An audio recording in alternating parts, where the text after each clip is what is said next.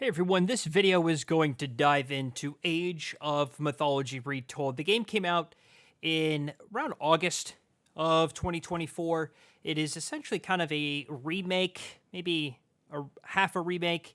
It's meant to reignite the passion of Age of Mythology from back in the day when it originally launched in the early 2000s. And AOM Retold is really strange in the position that it's in, and this video is going to dive into why initially I was really excited about the game when it released. I was really positive on the game on release. But going to today, I don't think I can recommend Age of Mythology Retold, and that's really what this video is going to dive into. Main reasons why I can't recommend AOM Retold right now is the games crash or disconnect constantly, especially in team games. I gotta say, the crash or disconnect rate has gotta be 50%, if not more.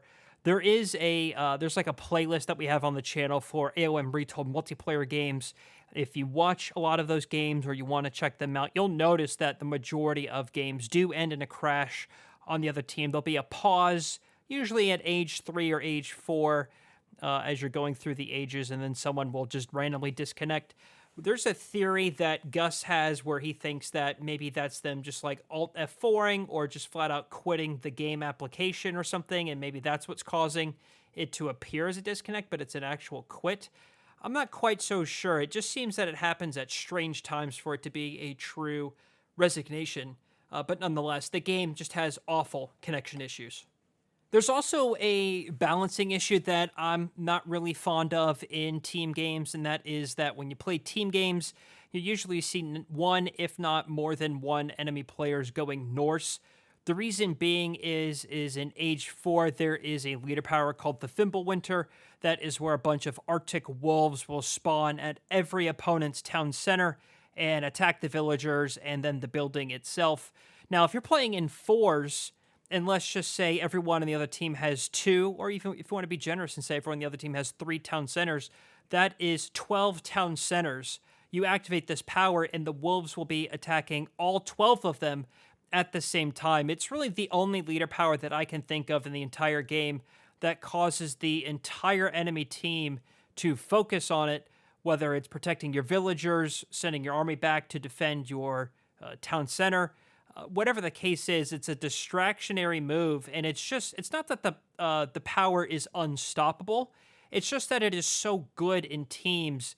It's really just unfair, especially when the other team goes, say, to Norse, and then they kind of double up. Like once one ends, they start another one.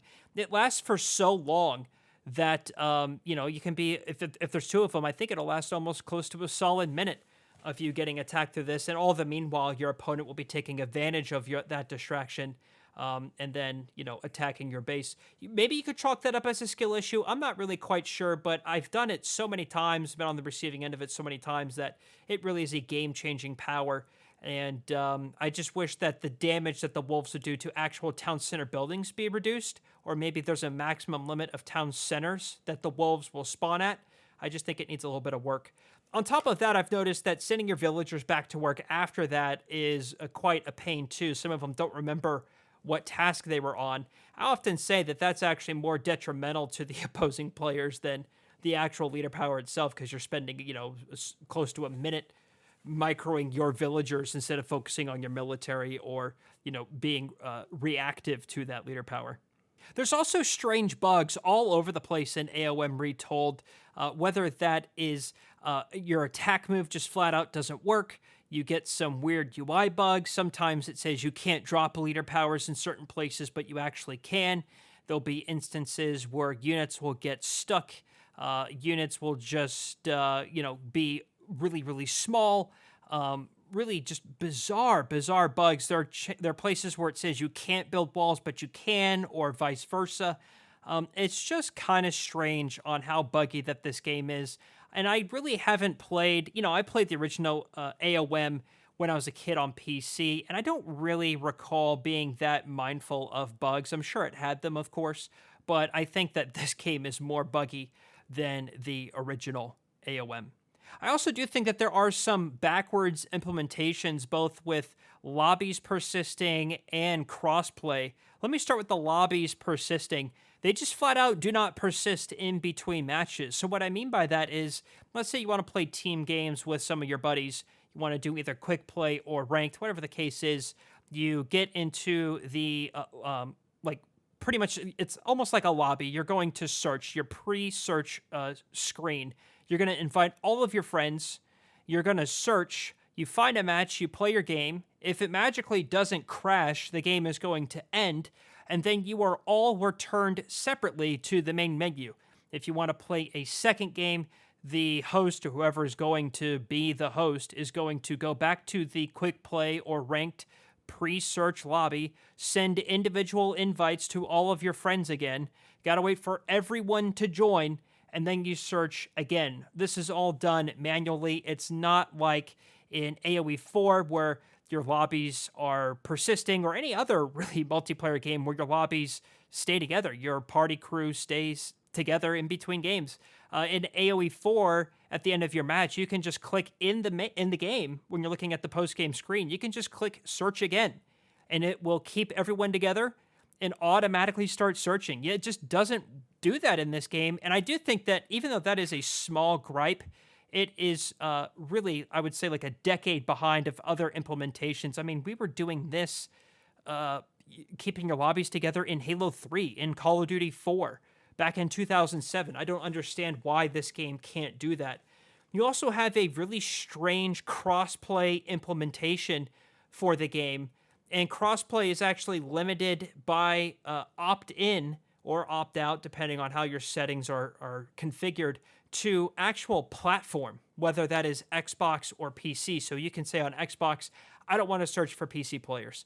That's actually kind of a backwards way of doing it, because I think the more appropriate way is to do it by input, because you can play AOM Retold on PC with a controller, and you can play, to my knowledge, AOM Retold on console with mouse and keyboard, just like how you can play AoE 4 or AoE 2 on Xbox with mouse and keyboard. So even if you were to say, hey, I'm only on Xbox, I only want to be playing people on Xbox because PC is too sweaty, you're still going to have a chance of finding someone on Xbox that's playing on mouse and keyboard, kind of invalidating the entire reason why you opted out of crossplay to begin with. It's really strange. It should be input-based. I don't want to play against keyboard and mouse players. I don't want to play against controller players. Whatever the case is, that's the way it should have been implemented, and I think that that is harming some of the player base. Also think, too, that there's a lack of focus on the game in AOM Retold. It seems like the main focus is not fixing bugs. There are issues with, again, networking, I think some UI issues, some balancing issues, and instead it's going to new game modes like Arena of the Gods, which I know some people do enjoy, but if you look at the Steam player counts, the game has absolutely plummeted in player counts. And it seems like the majority of players who are frustrated is because that there is not a focus on bugs, balance, and general fixes for the game. It's just in a strange spot, and I really wish that the teams working on AOM Retold be a little bit more aggressive in fixing these issues, because even though in the RTS game world usually changes happen a little bit slower, new expansions and massive changes to RTS games don't happen as quickly as other games, I just don't think people are as patient waiting for these sorts of changes as they used to be. If you were to... And also there's a lack of communication too, I think, as well. We have not really seen any clear official communication of them saying, hey, in the first few months of 2025, we're really going to fix these bugs and balance changes and make the game in a much better state with a foundation that you will enjoy before we move on to expansions or whatever their focus is. Instead, we don't really have a clear vision. If they did post that, it's not been communicated, I don't think, very clearly or efficiently. And if you go in the subreddit, you'll see people also asking the same questions that I'm asking now, is what's going on with the communication and why is it taking so long for some of these fixes? It's just a little strange. So, long story short, as we get to the end of the video, do I recommend AOM Retold right now? I would say no. I don't think so. Can the game get into a spot where I could recommend it? Yeah, absolutely. I don't think any of these are impossible to change or to fix, and I don't think any of these issues I have with the game are outrageous and unheard of changes that I want. It's just if you go and you play other RTS games, notably Age of Empires 4, you'll notice a much better experience. There are far less bugs. The balance is a lot more leveled between all the various civs. You'll see a little bit more of interactive with the developers towards some of the meta changes, a little bit more in tune based on what I'm seeing on Reddit. There's more community support as well. There's AoE4world.com that keeps track of all these stats. You're seeing a lot of tournament-based content creators all supporting AoE4. You don't see that a whole lot with AOM Retold. And I also do think, too, that the gameplay experience and the UI experience is just a whole lot better in AoE4. So if I had to recommend between the two, I would easily, right now, recommend Age of Empires 4. If you want to know more about each of those games, or if you're curious on how those games play, we have many videos. I was going to say many games in the videos. That doesn't make any sense. We have many videos on these games on the channel, both for AoE4 and AOM Retold. And for now, I may not be uploading as much AOM Retold in the future, but if there are some major changes, new DLC, things like that, we will definitely cover it here on the channel. I'd like to know your thoughts down below. Are you planning on buying AOM Retold? Are you planning on not buying AOM Retold, or are you no longer playing it? I'd love to know your thoughts in the comments. That's going to do it for me. Thank you all so much for watching, everybody, and I'll see you, James.